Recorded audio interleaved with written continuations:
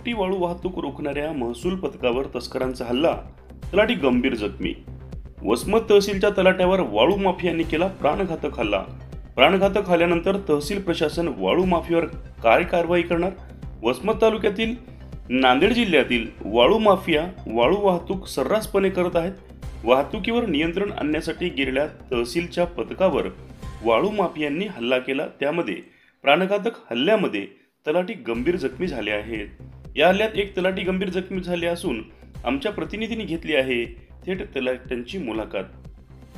दोन खनिज पथक जे होतं तर आम्ही गस्तीवर असताना एका गाडीचा पाठलाग करत असताना त्या गाडीला आम्ही पकडल्यानंतर त्यांनी आम्हाला 2-4 गाड्या आल्या.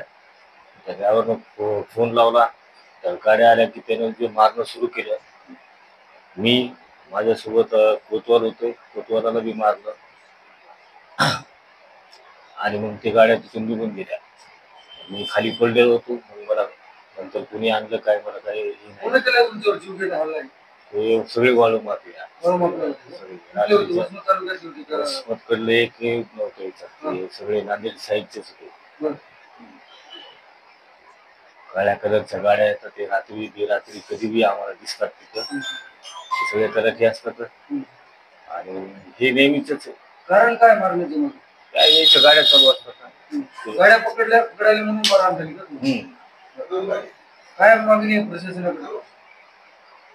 काय नाही, आम्हाला ते सुरक्षा सगळे हे असल्यावर व्हायला पाहिजे. कठोर कारवाई व्हायला पाहिजे वाळू माफियावर. तहसीलदार मॅडम सगळ्याला सांगितलेले आधीच आणि याला पोलीस प्रशासनाला पत्र सुद्धा दिलेले मॅडम.